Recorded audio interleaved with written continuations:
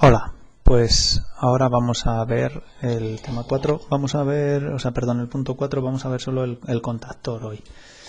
Bien, mirad, el contactor pues tiene esta imagen que veis aquí, está encima de los motores de arranque y bueno, tiene dos funciones básicamente. Es el encargado de conectar y desconectar el piñón al volante de inercia, como veíamos en el vídeo que hice el otro día. Y también actúa como un relé eléctrico, en el sentido de hacer contacto eléctrico, ¿vale?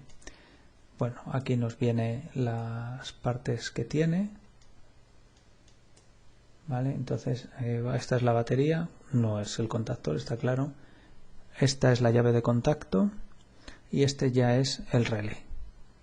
Como veíamos el otro día, pues lo que tenía era una entrada por la cual le venía corriente directa de la batería.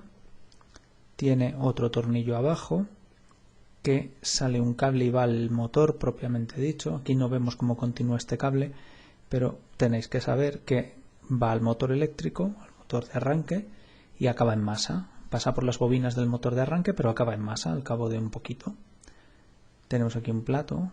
Este platillo, este disco, hace contacto eléctrico con estos dos terminales de aquí. Tenemos dos bobinas, una y dos.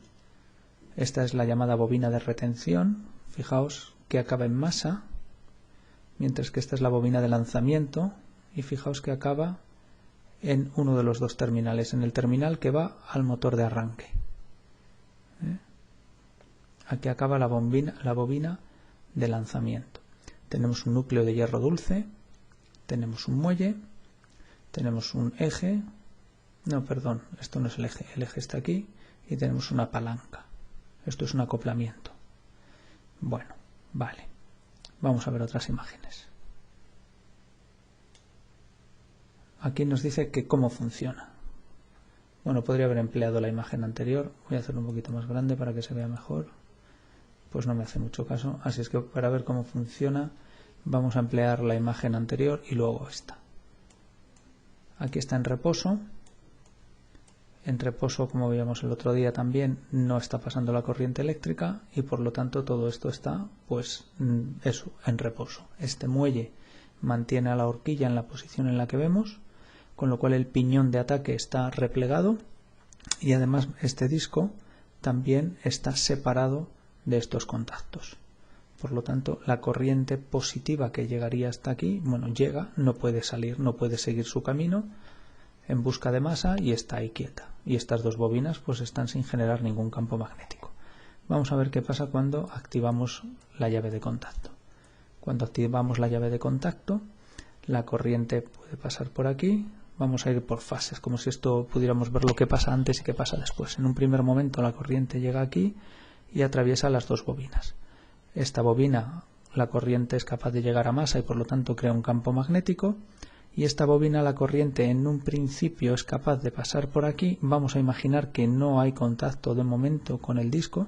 La corriente, como digo, podría llegar aquí, acabar en el motor eléctrico y un poquito después en masa. Por lo tanto, esta bobina también en un principio está funcionando. Eso genera un campo magnético bastante fuerte y este núcleo es capaz de vencer la fuerza del muelle, desplazarse y hacer que este disco llegue a tocar aquí. A la vez que este disco toca aquí, esta palanca empuja el piñón de ataque hacia adelante. Vale, o sea que han pasado dos cosas. Un movimiento que ha creado un contacto eléctrico, relé, y un movimiento que ha creado un desplazamiento del piñón hacia adelante. Vale, pero ¿por qué digo que vamos por fases? Porque en el momento que esto se está moviendo, están las dos bobinas en marcha. Las dos bobinas puede pasar corriente y las dos bobinas generan campo magnético. Pero justo cuando ya esto llega al final, este disco ya hace contacto eléctrico, fijaos que la corriente que viene de positivo de batería y atraviesa esta bobina se encuentra con también positivo por aquí. Es decir, positivo por arriba, bueno, eso es abajo, positivo por arriba y positivo por abajo. Es decir, no hay diferencia de potencial en esta bobina, no hay corriente eléctrica y no genera campo magnético. Vale, ¿por qué es esto? Pues para ahorrar electricidad. para mover el piñón y que esto gire, o sea, se desplace y avance el piñón, pues necesitamos bastante campo magnético. Pero para mantenerlo, no tanto. Entonces utilizan dos bobinas, una que funciona todo el rato, que es esta, porque está siempre conectada a masa, y otra que solo funciona mientras estás lanzando el piñón hacia adelante, que es esta. Y esta, cuando el piñón ya ha sido lanzado hacia adelante, hace un cortocircuito que dicen aquí, y entonces ya deja de funcionar. Cuando soltamos la llave de contacto, todo esto se separa y vuelve otra vez a la posición de reposo. Bueno, pues leeros bien este punto, vedlo tranquilamente y claro, como siempre, si hay dudas, pues me preguntáis.